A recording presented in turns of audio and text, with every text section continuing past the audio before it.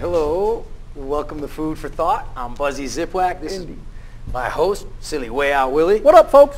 And we're here to hopefully educate you as we educate ourselves and just shine some light on some different subjects that you never hear about on the mainstream news or the mainstream education or in the mainstream of anything. That's why we're here at Public Access, because we're not mainstream. And we call it Food for Thought. Food for Thought. That's right. And the show is called Food for Thought. So now, here's something to think about. All right. What do we got to think about today, Buzzy? The pyramid. Everybody recognizes this. That's the Great Pyramid of Giza? That's the Great Pyramid of Giza. Now, one might ask themselves... Well, where's that? Isn't that one of the 7 wonders of the world? Yes, one of the 7 modern wonders. Oh. Because all the ancient ones have all gone to dust. And isn't it true with all the technology we have that we can't even figure out how to make it? That is true. Isn't that funny? And we can't make it at all. Ain't that funny that we got all this progressive education where we know everything and we can't figure that out? And they still argue about how old it is. Some say Well. 4,500. They say it was the crypt of Khufu, something like that. That's the Egyptologist perspective. I think it's a bunch of crap, and they're just trying to keep their national, integrity a hold with that kind of perspective known as Egyptologist. Absolutely. Now, this particular show is not about Egyptology or about the pyramid itself. Oh, no? But you ever stop and ask yourself the question, how did this pyramid from 10,000+ miles away, built umpteen thousand years ago, 4,000, 10,000, whatever, you guys figure that one out, get on the back of this? Well, what do you got there? And you all recognize this, right? Good old American dollar bill. You know, the thing that we slave and work for. The most known currency throughout the modern world. How did it get on the back? How to get there on the back? What does that mean? What are all these symbols for? Anybody ever stop and really contemplate what these seals mean? I know we did. How about you? You got a clue? Now this one here is the same thing as this. What you got? That's the Great Seal. That is the seal of our country. When you see that stamped on something, that means it's official. Officially what? I'm not quite sure, but it's official. Yes. So now, what is the Great Seal? What is our heraldry? Where did we get these symbols from? Well, that's the whole slow down question and talk about heraldry. Heraldry is a symbolic inheritance that we've received, but if you don't receive it, you ain't got it. So go figure, you spend your whole life trying to make a buck, but you don't know what's on it. Perhaps you don't care. But that's why we're here, to give you some food for thought. That's right, because if you were working for that dollar and you had an idea of what these symbols mean, why they're placed on there, it might actually change your whole perspective. I got a comment. Now, a lot of people might say, oh, the founders of our country were all Masons and this is Masonic in its origin. But, know this, folks, that occultists the world over, okay, believe that once a symbol is created, it acquires power of its own. And the more power is generated when such a symbol is created without the uninitiated knowing. And that's us, the uninitiated, the profane. And we don't know nothing about it. And the greatest power of all is created in the symbol if the uninitiated never discovers that the symbols exist. That's right. So when you see like an upside down pentagram, for example, and you have no clue as to what that means, and you're out there spraying that, graffitiing, say, you're actually giving power to the person or to the being or entity or whatever it is that it's supposed to represent. Well, all right. Well, why don't we start off, and where's the front of that dollar bill? Where'd that go? Oh, the precious money. Yup. Right up front here. Right up front for everybody to look at. Get out your magnifying glass. Right up here in the corner. I'm going to fold this bill in half. And that ain't sacrilege or anything like that. Right up here in this upper little corner. May sound crazy. And I don't know if we can zoom in close enough to get a shot of that. Probably not. You won't really be able to tell. But right here is a little owl. Oh, yeah. What's that owl doing there? Now, what is that owl doing there? Exactly. Now, some would say, oh, that's to prevent counterfeit. Well, you got to break out a magnifying glass and you'll find some very minute details in our dollars. That's to prevent counterfeit. Symbols and the power. That is a symbol.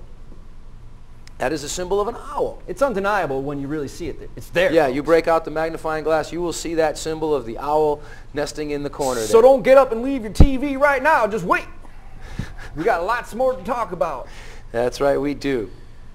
Now that particular symbol, some say, is the symbol of Bohemian Grove Owl, which is in Northern California. Many of our former presidents have been members of that group. They say it's a leisure group. Elitists from around the world. Mm-hmm. And you know, those kind of organizations always scare me, because when you have a bunch of very high-powered people, influential people, getting together to discuss what? The weather, who's going to win the next World Series, who they want to win the next World Series is more burn an effigy and sacrifice to Moloch. Correct? That's right, yup. Yeah, man. Alex Jones was the first one to really expose what the Bohemian Grove was. Alex Jones at Infowars.com, PrisonPlanet.com. Check it out for yourself if you want to do a little bit more research on Bohemian Grove. Indeed. So now that's just one of the many symbols that you will find on our dollar. There's really not a lot to look at as far as the fronts. You know, you see this criminal organization up top here called the Federal Reserve. Oh yeah. You know, that's always. We done covered them in the weeks past. Yup. So when you know, now that you've seen that show, you'll have an idea of why I refer to it as a criminal organization. Because if anyone else did what they did, we get arrested for counterfeit and fraud. Absolutely. But now, what is the significance of what's on the back of our bill? And that is really what I wanted to focus on, because this carries a lot of weight. Now, there's two meanings to all of this. There is the official explanations of what these seals mean, of what the arrows mean. Quite right. The olive branch. Absolutely. The what else you have on this? You've got the cluster of 13 stars, which is officially for the 13 colonies, is the official explanation here. I have all that written down just so I wouldn't forget it. Right, and just let me take 1 second, please, if I may. You know, some people say, oh, well, this is not a Christian nation. It's a smorgasbord of people from all over the country. That's right. It's one out of many. That's right. We're going to go right over what some of those sayings are. Believe it or not, folks, I'm reading from a little book called The Abrahamic Covenant. Okay, and it's a study outline for the identity of God's people, and it's put out by E. Raymond Capt. Okay, and in it he says here that America has been legally declared a Christian nation many times by the Supreme Court of the United States. Foremost was a declaration of February 29, 1892, in a case involving a church and certain taxes. Blah, blah, blah, blah, blah, blah, blah. And I just going on to make this point before we come out and give us our perspective, rather than it being Masonic or Luciferian in origin, where if you go and check out, you know, punch in on a search engine on your computer, and you'll come up with tons of information on the dollar bill and what all these things, symbols and signs, and represent. But also remember, folks, that even all of your state constitutions, they state that and acknowledge that you know, we're a Christian nation. And check out our own state's original constitution. They've been changed since the original one, but blah, blah, blah, blah, blah. Just trying to make that point as we go forward and describe to you the different symbols on the back of the dollar bill. Go for it, Buzzy. All right, let's start with the most prominent one that most everybody recognizes, the eagle. What does the eagle stand for? Now I'm only going to really go over. Put it up there for it? Yeah, we have, that's the great seal there. Oh, you got it. And then we have, this is the obverse, and this is the reverse. So now, first we'll just talk about the obverse a little bit. The front, the Great Seal itself, we call it the Great Seal. I'm not sure what makes it great, but because it's the United States and we were at least one time a great nation. I'm not quite sure what we are right now, more so a warring nation, but you know, what does the arrow mean? Now, because... The arrow or the eagle? Or I mean the eagle, thank you. Because we have Christian roots, I have to look at it from a Christian perspective. I could take it to others, like say, for example, in Germany they have an eagle with its talons wrapped around a globe. Now that's a symbol of the eagle is a symbol of power. It has always been a symbol of power. It is the most powerful bird of the falcon family. But now when its talons are wrapped around a globe,